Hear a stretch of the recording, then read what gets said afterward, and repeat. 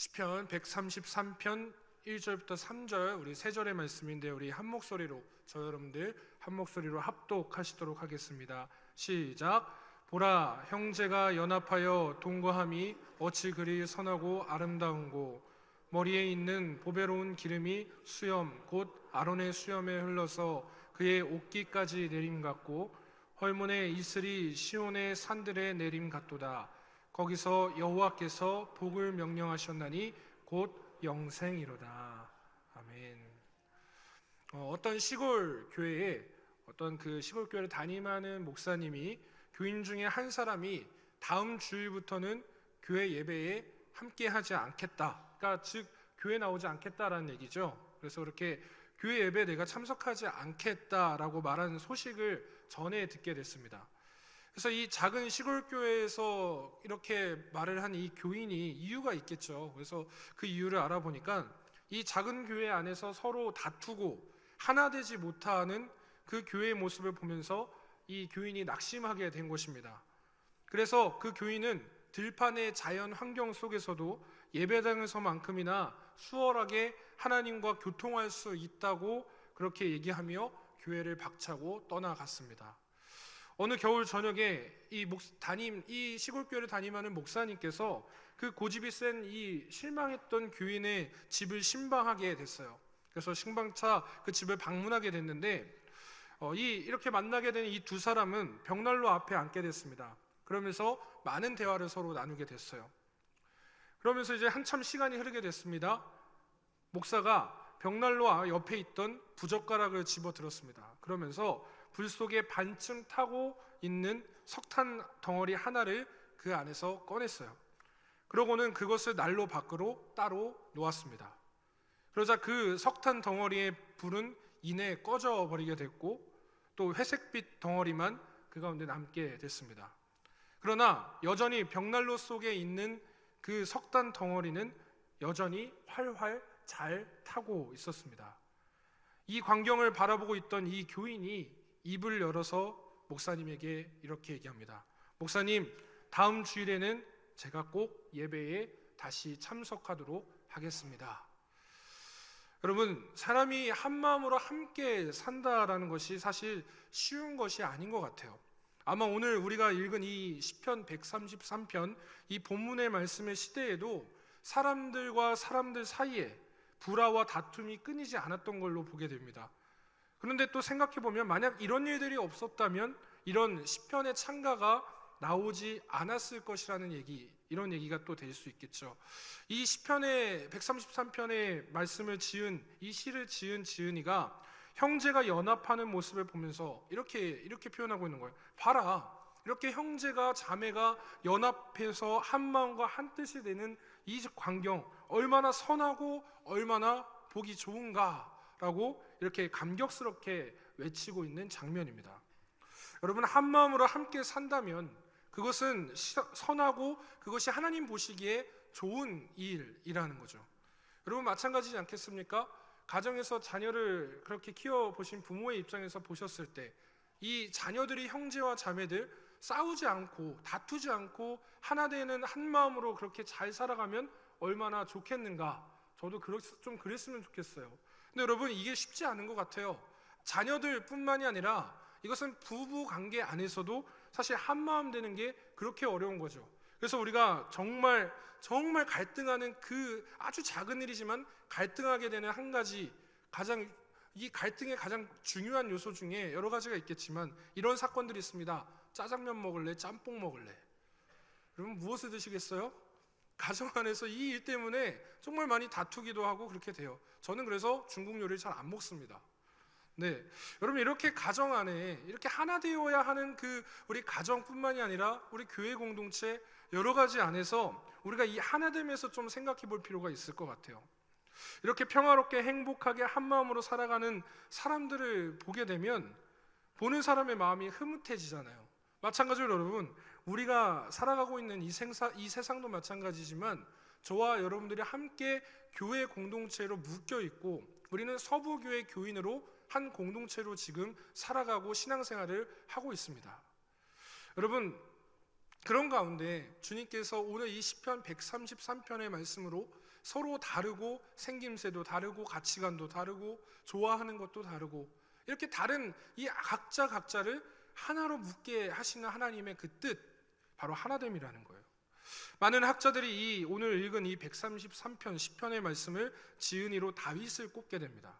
그가 이 시를 지은 이유에 대해서 이야기하는 견해가 여러 가지가 있어요. 그런데 우선 한번 그 견해를 이야기해 보자면, 먼저는 그 다윗이 그때 당시 여러 아내로부터 많은 아들들을 얻게 됐거든요.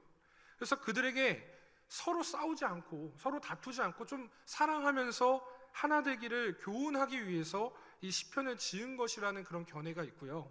또 만약 이 교훈대로 그들이 행했다면 우리가 아시겠지만 불미스러운 사건들이 있었잖아요. 다말의 어떠한 그 강간의 사건도 있었고, 암논의 살인 사건도 있었고요. 압살롬의 이 반란의 사건들, 여러 가지 그 다윗의 아들들의 많은 그런 사건들이 있었어요. 그런데 오늘 이 말씀대로 다윗이 지은 이 시편대로만 잘 살아갔다면 이런 일들도 없지 않았을까 생각이 됩니다. 또 어떤 학자들은 본문에 기록된 오늘 말씀을 보게 되니까 형제가 연합한다, 이 말씀의 형제를 어떤 가족의 개념, 우리가 흔히 알고 있는 형제 자매 이런 개념이 아니라 성도, 그리고 더 크게는 민족의 단위로 보는 그런 경우들이 또 있다고 해요. 그래서 예루살렘에 함께 모여 예배하는 유대 민족을 다윗이 형제로 표현했다라는 그런 견해들이 있습니다. 뭐 어찌됐든 간에 하나님께서 이 다윗의 시편을 통해서 성도들이 함께 모여서 한 마음으로 예배하러 나오고, 또 특히나 우리 지금 여러 가지 뭐 분란들이 있잖아요. 여러 가지 정치적인 개념이나 많은 것들이 있지만 그 안에 한 마음이 되지 못하는 우리의 모습 안에서는 항상 다툼이라는 것이 일어나거든요. 그래서 하나님께서는 오늘 이 말씀에서도 하나님 안에서 교제하는 것이, 하나 되는 것이 선하고 보기 좋다라고 주님께서 그렇게 이 말씀을 통해 오늘 우리에게 말씀하고 있습니다. 이것을 지금 우리의 모습에 적용을 한다면 가족 간의 하나됨, 그리고 성도 간의 하나됨, 다양한 어떤 하나됨의 모습으로 적용할 수 있을 것 같아요. 그 안에서 중요한 것은 여러분 무엇입니까? 한 마음, 한 뜻, 한 영으로 연합하는 것이 중요한 것입니다. 여러분, 함께 살지만 한 마음이 되지 않으면 그 안에 선하고 보기 좋은 그런 모습들, 이런 모습들 찾을 수가 없어요. 한 마음으로 사는 것이 바로 하나님의 뜻인 것입니다.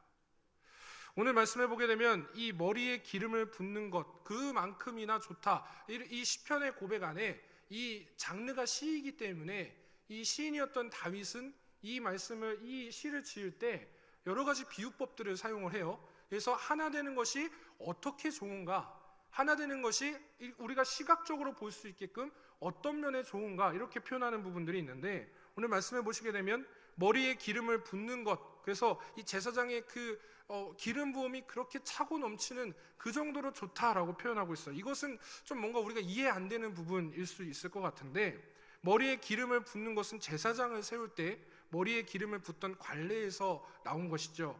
물론 머리에 기름 붓는 이 관례가 제사장의 임직뿐만이 아니라 바로 왕의 임직, 그리고 선지자의 경우에도 이 가운데 해당이 됐습니다. 하지만 여기서 아론을 언급한 것을 한번 생각해 보십시오. 아론이 등장하게 되는데 바로 여기서는 이제 제사장 임직을 얘기하는 거겠죠. 그래서 형제가 함께 한 마음으로 사는 것은 마치 제사장인 아론의 머리에 기름을 붓는 것과도 같다. 조금 이해가 안 되죠. 여러분, 그 기쁨, 하나님께서 우리가 하나 될 때 보게 되시는 그 기쁨은 마치 주님이 기름 부으시는 것과도 같다라는 얘기를 하고 있는 것입니다.